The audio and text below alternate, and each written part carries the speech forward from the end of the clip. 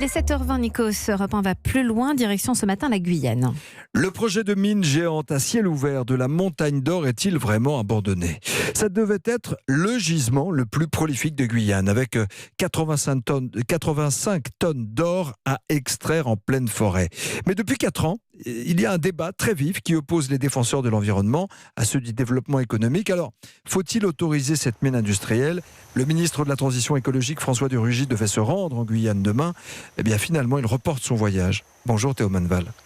Bonjour Nikos, bonjour à tous. Vous êtes en direct de Cayenne ce matin, où les opposants à ce projet qui est gigantesque attendent toujours des certitudes.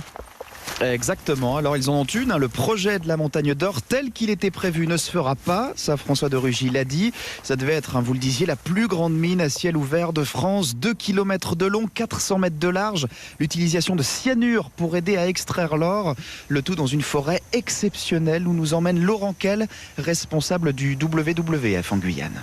C'est une forêt primaire très ancienne, plus de 2000 espèces recensées dans la zone, dont 127 espèces intégralement protégées. En gros, une espèce d'arbre sur 3 est spécifique à ce genre d'écosystème. Il y a bien sûr des grands félins comme le jaguar, enfin toute la faune de l'Amazonie.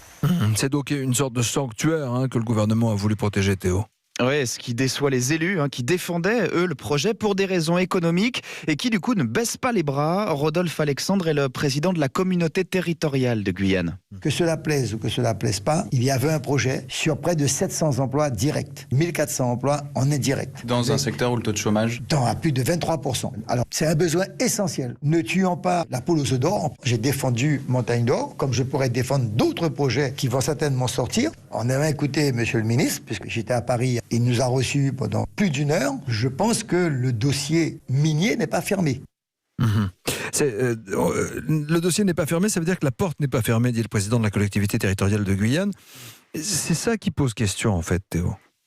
Eh oui, parce que la compagnie minière Montagne d'Or n'a pas l'intention non plus d'abandonner sa concession. Ses dirigeants disent dans un communiqué vouloir continuer le dialogue pour rendre ce projet compatible avec les exigences. C'est un souhait clairement affiché de poursuivre, peut-être avec un projet plus petit, peut-être sans utiliser de cyanure. Les associations environnementales restent en tout cas sur le qui-vive. Riotbourg dirige le collectif Hors de question. Si la compagnie Montagne d'Or, qui a reçu un coup de pied dans le derrière par la porte, tente de passer par la fenêtre, nous l'attendrons derrière la fenêtre. Le rejet de ce projet par le gouvernement, ça permet de reposer les guerriers. Il faut que la compagnie Montagne d'Or comprenne, on ne va pas se laisser faire. Et s'il le faut, par affrontement physique. Affrontement physique, dit-il. On comprend que même si le gouvernement a un discours plutôt d'apaisement, sur place, ce n'est pas du tout le même climat. Oui, ce qui doit permettre de régler définitivement les choses, c'est la réforme du code minier que François de Rugy promet pour la fin de l'année. Les règles actuelles pour établir une mine datent du 19e siècle, pas du tout à la page en matière d'environnement.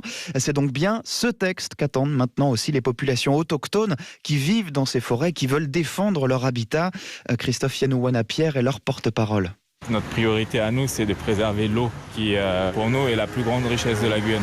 Donc interdire totalement le cyanure. Et notre objectif, c'est que les peuples autochtones aient le pouvoir de veto. C'est-à-dire qu'à partir du moment où le Grand Conseil dirait non à un projet, ce n'est pas discutable, c'est juste fini. Et oui, parce qu'au-delà de ce projet Montagne d'Or qui a capté toute l'attention, ce qui préoccupe, c'est que le nombre de permis d'exploration accordés aux compagnies minières est en augmentation. 14 nouveaux permis ces 3 dernières années. L'avenir du projet très sensible de la Montagne d'Or en suspens. Merci Théo Manval en direct de Cayenne en Guyane pour ce dossier signé Europe 1 va plus loin. Nikos Aliagas sur Europe